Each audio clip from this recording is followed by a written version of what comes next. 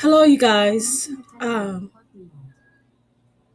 This is the second half of people's reactions to this case, and they have been following it longer than I have.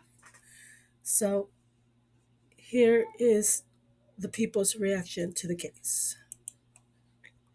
Keimani's dad's charges have been updated from abduction to murder. Did you hear me? Okay, just 8 hours ago, the news has reported that he is no longer wanted just for abduction and lying to the police. He's now wanted for murder. I don't know if you guys saw that news clip. Go on YouTube, watch it. It's 20 minutes long and it's breaking down. Okay, now we know that his phone pinged at that abandoned home 2 times on Saturday, 1 time on Sunday. A fire was started on Sunday by witness accounts. They also talked about how they are talking to somebody. So I don't know if that's the cousin that he was with or who they're talking to that is saying that he was there in something that he did, okay? Because they ain't just coming up with this murder charge out of nowhere, okay?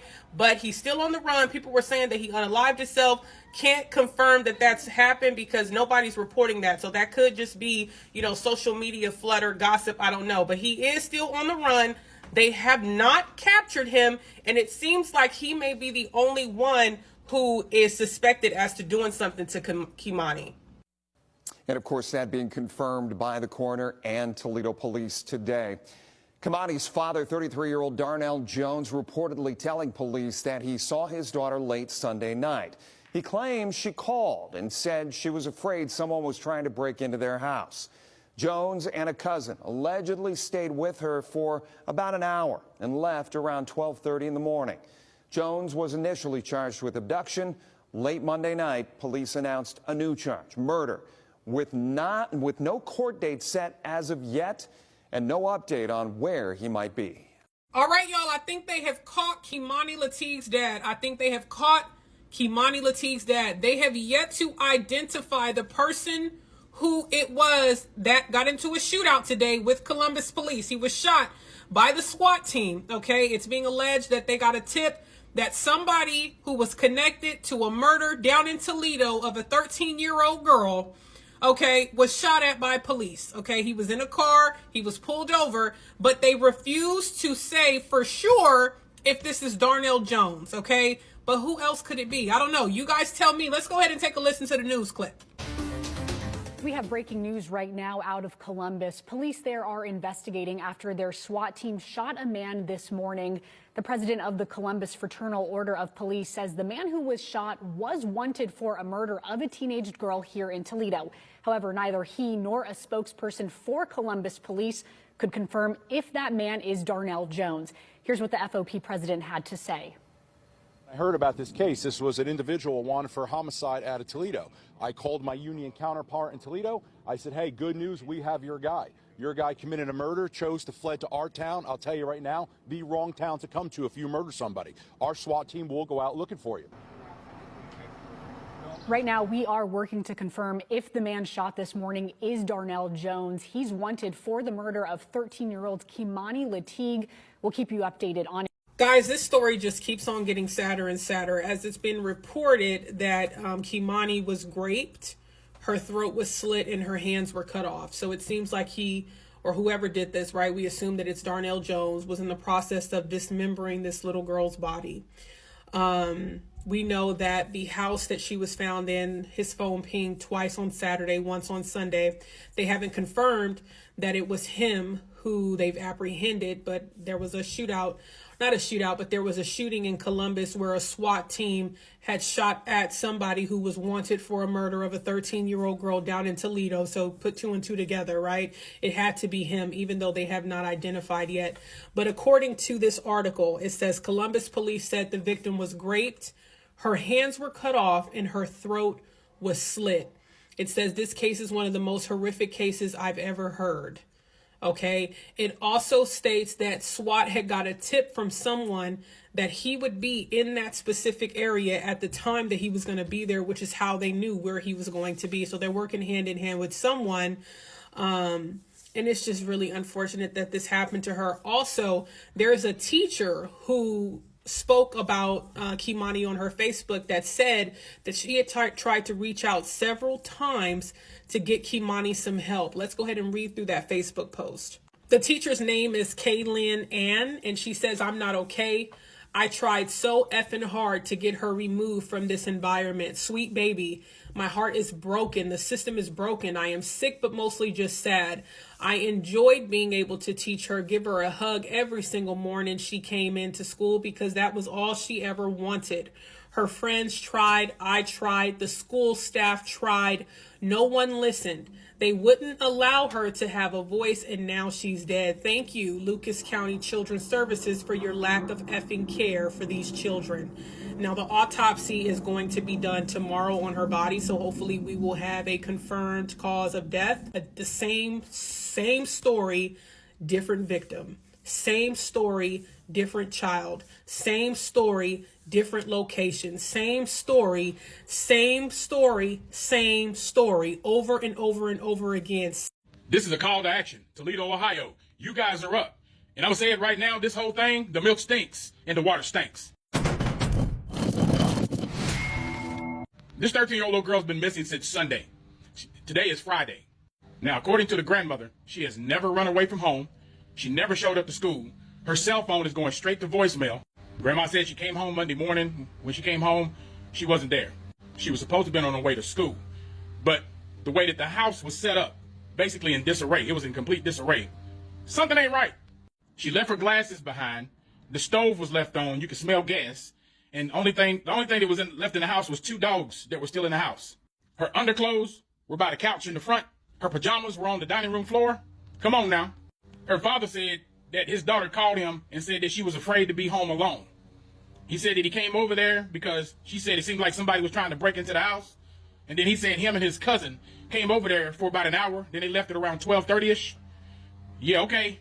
Your investigation need to start with that dad and whoever this cousin is. Teague was last seen around 12:30 a.m. near Elm Street in North Toledo, but when she didn't show up for school, her family knew something was wrong. She's 5'6", 120 pounds, with black hair and brown eyes. Her family says she left behind her glasses and house keys, things she never leaves without.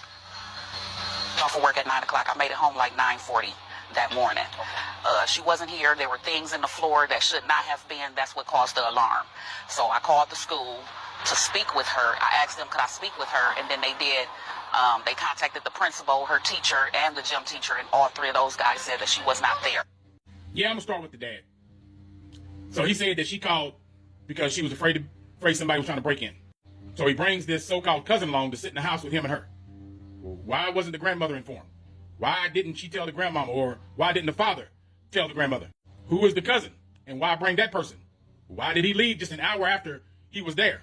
Why didn't he call and check up on her throughout the night? Why didn't he call the police and say, hey, go check on my house because my daughter said somebody tried to break in? None of this is making sense. The grandmother said that the door was unlocked and not broken into. The milk stinks and the water stinks. So if the door wasn't broken into, this is somebody who she's probably familiar with. She let them in, or they came in because they possibly very familiar with the family. What kind of dogs do they have? Were they not barking and scared and running around? Did they not attack this person? The dogs would have definitely smelled gas and they would have been in panic. I know because I got dogs. Now, depending on how this house is set up, it could have started in the bedroom or it could have started in the dining room and moved into the living room. Her undergarments were by the couch. Are they checking these undergarments in the couch for DNA? Are they checking it for red body fluid, hair, anything? Now, they haven't said everything, but were there visible signs of a struggle? Was it any kind of struggle at all? Do the neighbors have cameras? Because everybody today, they got cameras. Do the neighbors have cameras? Because right now, everybody has cameras. And it's just not making sense at all. Need to speak to the daddy and whoever this cousin is. It's time to put boots on the ground, ASAP. This whole thing regarding Keimani Lateef is getting very, very fishy. And I'm looking side-eye right now at everybody. The dad, the so-called cousin, the grandmama, everybody right now up there in Toledo, Ohio. Now, I just had a little bit more information shared with me. I don't know if these are true or not, but it appears to be. Okay, it appears to be. And what I'm ready to show you, these are text messages that the grandmother has. And it appears she is texting herself regarding a ransom. These are text messages of somebody texting themselves. Because a text message, when you send them, everybody already knows they're going to come in different colors. It's going to have a reply on each side from the receiver and the sender. Explain this, Miss Lateef. These don't make any sense at all. You are texting yourself. Something is not adding up at all. The milk stinks and the water stinks. And also what I'm hearing too is the father is not the father. He's the stepdad, or who is he? Who is this guy? Who is the cousin? What's going on? The police got a lot of digging to do. A whole lot. I'll bring you more as soon as I find out more. Regarding this case up there with Keimani Lateef up there in Toledo, Ohio, I know I done bought you 2 other videos. You can go watch those. But I feel deep down in my spirit, real deep down, that something was going on in that household. And now they're trying to cover their tracks. They're trying to point the direction away from them. But something is going on. The milk stinks and the water stinks. We did verify that these text messages came from the grandmother's phone. So all of this right here is legit from her, texting herself. And I'm going to tell you right now, guilt is just like pain. It's going to force you to feel it. And pain is just like guilt. It's not going to allow you to think straight. You can't even eat. You won't be able to rest until you start telling the truth. And somebody's trying to make up their own truth in order to point the fingers away from them. I got a whole lot of questions regarding grandmama, the men that stay in that house, and whoever else is in that house, and what goes on in that house. This baby right here, if she ran away to be safe. Something happened. And she got a story to tell. She's got a story to tell that's going to get a whole bunch of people in trouble. Now, everybody's innocent until proven guilty. But right now, the milk stinks and the water stinks. So, Dorothy Lateef, you got some talking to do. Because I personally feel that you staged that house to look like it was in disarray. Everything that's going on with that house right there, it was staged. Then I'm also finding out, allegedly, that the man that claimed that he's the dad that came over there is not the father. He's one of her boyfriends. And they all live in the house or stay in the house. And all they do is smoke and they sip and they sell tamales out of that house. Some people say they nasty, but they said you sell tamales out of that house. And they also said, you ain't got no job. You are at home all the time. So what's the truth? One or two things happened in that house. Either Keimani ran away to be safe because she was being hit on, people kept laying hands on her, things kept happening to her, and she wanted to get away. Or y'all done staged it to make it seem like she ran away. I'm going to hold my thoughts. I also want to know why Keimani doesn't stay with her mother and why her mother lives in a totally different city. It's a lot of things not adding up. I don't know. I'm just asking questions right now. This baby got a story to tell. And she's going to tell on everybody. Keimani, if you see this, we want you to know you got an entire village behind you. It's time to start talking. Don't be afraid. Nobody's going to hold you back this time because the world knows. I got a lot more, but I'm going to hold off on it for right now. Because the police need to be questioning those men that are in your house. I said men, plural. And they need to question the grandmama. Because the milk stink, water stinking, it's real stanky right now. Figured I'd go ahead and just update the picture of Keimani Lateef. Because I don't know why they would show a younger picture of her when she looks like this right here. Why would you put out a picture like this right here, grandma, family? Why would y'all put out a picture like this knowing she don't look nothing like this at all anymore? That's a younger picture. This right here is her. This is what she looks like, guys. So we out there looking for a younger child. Come to find out, she's taller. Her hair, she got natural hair and everything. She's a bigger girl. I'm also seeing the rumors where, there are students literally commenting, her classmates commenting, saying that she was at school on Monday. What's going on? Some people are even saying that Monday, one of the coaches saw her, talked to her, and saw her walking with her grandmother on Monday. What? There's also a lady who works at a convenience store who saw her at 10:30 that morning, Monday morning. Saw her, she came in and got a drink and she left back out. She was going back down LaGrange towards the elementary school. Right now, it's just a lot of stuff being said. It's a lot of people coming forward. Even a lot of her classmates are coming forward. The school, they don't have no reason to lie to say that they saw that child Monday morning. It said they saw her there and then saw her at around 5:30 that evening also when she was walking with her grandmother. Why did the grandmother wait to report her missing on Tuesday when the grandmother said that she went missing on Monday? And my question got answered because yesterday I asked, why wasn't she with her mother and why did her mother live in a different city? Well, I got the answer now that, this right here, guilty of endangering a child, DV, aggravated assault, and she has to wear an ankle monitor. This was back in 2017. I also saw where one of the students said, this is allegedly that Keimani had complained to some of her friends and told them that her grandmother had hit her in the head with a toaster. What? Was all this stuff reported? Was CPS involved? Have they been involved to make sure that this child right here is safe in a safe environment? Another thing I'm finding out also is one of the family members, a cousin, has been crying aloud, has been trying to get people to pay attention to what's going on in that home, but nobody's been listening. She's been discounted. So now they're listening loud and clear right now. You guys know what she looks like now. Let's continue to search for Keimani because we want to make sure that she is safe. So this is still boots on the ground. The more I dig, the more that I find out, and it's very disturbing with this entire case regarding Keimani Lateef. So I'm finding out that Dorothy is a foster mom. She is the foster mom to Keimani's mother, but she's also now a foster mom to Keimani. And the way that she got Keimani is because she fabricated some charges against Keimani's mother, Tiara. And that's how Tiara ended up getting those charges. So that's why Keimani was there. She is a paycheck for Dorothy. So just know that Keimani has a very good support system. Her aunties, her cousins, even her mother, a very good support system. But Dorothy is not allowing them to come around to be around Keimani. Now, I found out some other disturbing things, especially about the people that live in that house. The first one is this person right here who was running around claiming that she was the mother of Keimani when she's not. They call her Shabu or Shabunk or whatever. And then her old man, he's back there in the back in the black right there. And I don't have a close up of him, but we'll get that pretty soon. But both of them right there stay in that house also. Another person in that household, or at least comes over there or stay there. I don't know if he's staying there or not. But this person right here, he goes by Wayne. He calls himself Wayne Brady, but he just recently got out of prison. Now, this is the one where a lot of you students have reached out telling not only myself, but other people the complaints that Keimani had against him, where he was making advances towards her constantly. And it was reported, but it seems like that the Child Protective Services has failed Keimani. So this name Wayne Brady, I'm pretty sure is a fictitious name. All right. I'm pretty sure his name is Wayne, but last name is not Brady. But he just recently got out. But he's doing a lot of sick stuff towards Keimani and possibly other children.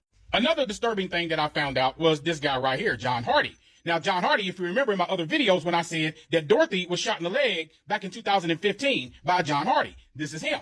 But when I started looking a little bit deeper and finding out that he is constantly over there, always coming over, drops by when he wants to, I found out some other stuff. Now, I had to blank out some things, that way I protect personal information, but let me introduce you to John Hardy. You see the charges right there against a child, a minor, 13 to 16 years old. Why are you around these children? But it gets deeper because he got these other charges right through here where he likes to put his hands on people, and they just keep going and going. I didn't put them all up here. This right here is just a little bit of a lot. It's a whole lot of it. So these are my concerns. Did Wayne do something to Keimani? Or did John do something to Keimani? Seeing their background, but also seeing how they always came sideways at this child, a minor.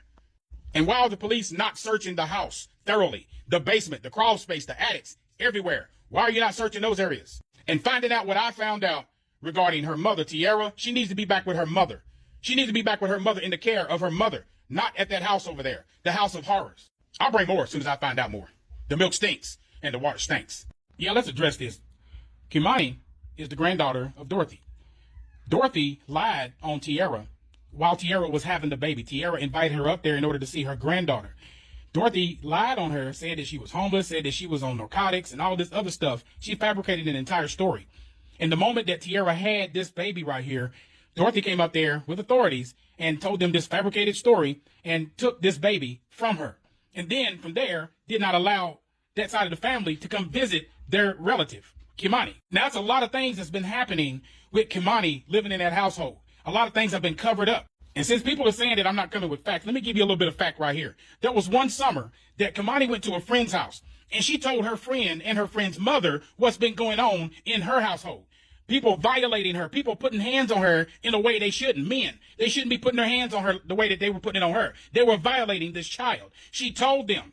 And then the mother of the friend tried to talk to Dorothy and getting Dorothy to allow Keimani to stay at their house and go to school from there. But Dorothy came up with this story and said, oh, those people don't live there anymore. See, Dorothy knew what was going on. She knew what was going on with a lot of people, especially people that I've already named. She knew what was going on, what they did. And I'm like, why are these people not in the ground right now? Because you know this stuff, but yet you want to keep it a secret. You see, the sad thing about it is Tiara, the other cousins, Kat and all them, they didn't know that this baby was missing until some of them found out on Facebook.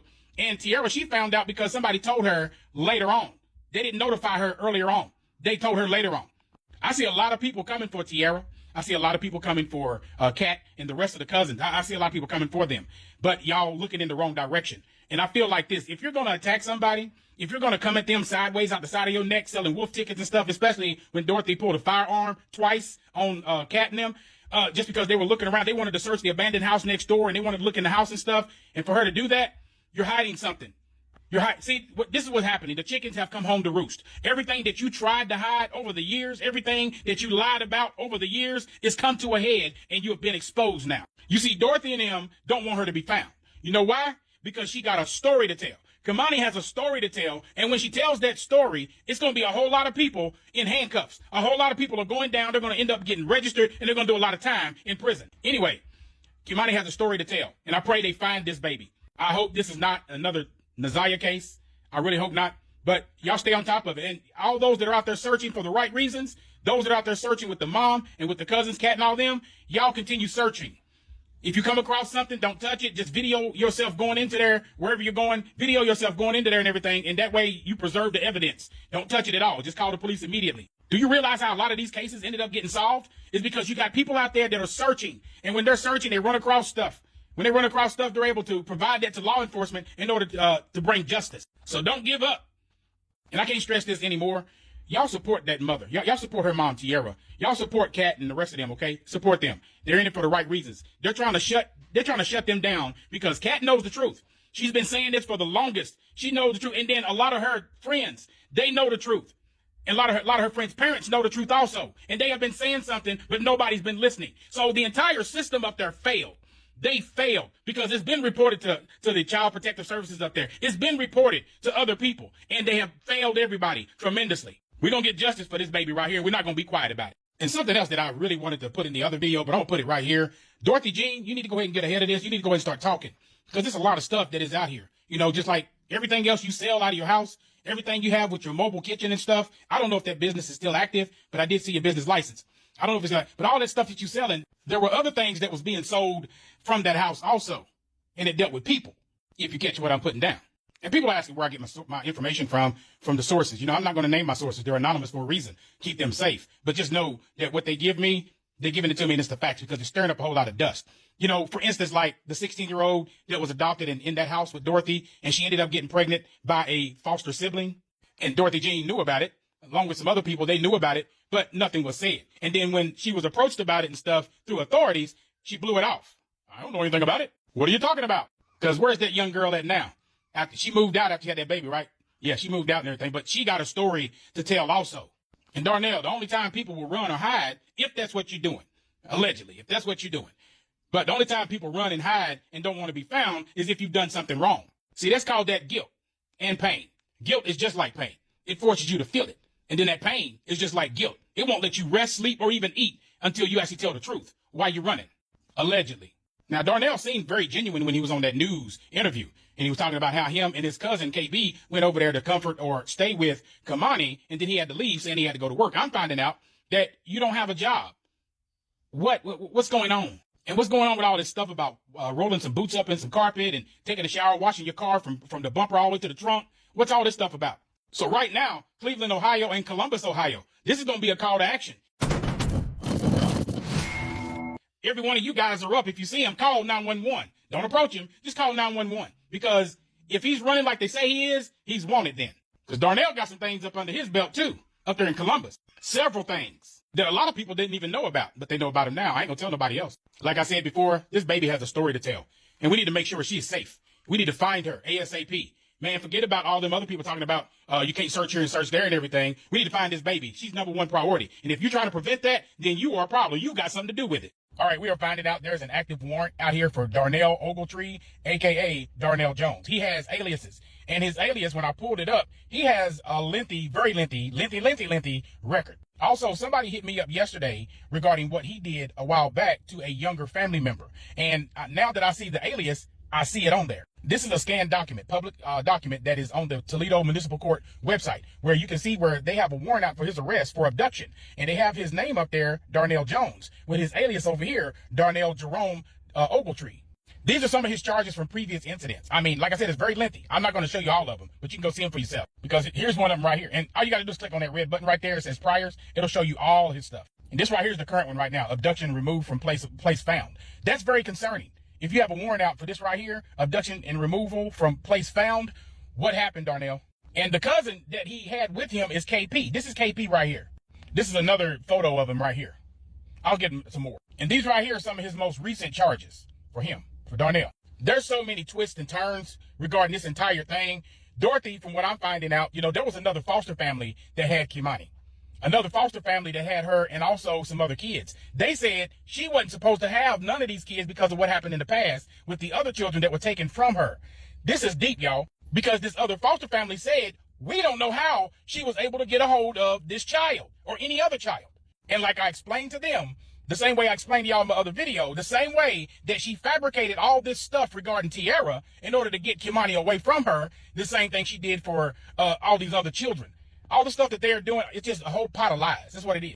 So far we have Darnell, we have Dorothy, we have Shabuk or Shabunk, whatever her name is, her old man that was staying there, which Dorothy can't deny, even though she's been denying it, but they live there, okay? Everybody stays in this house.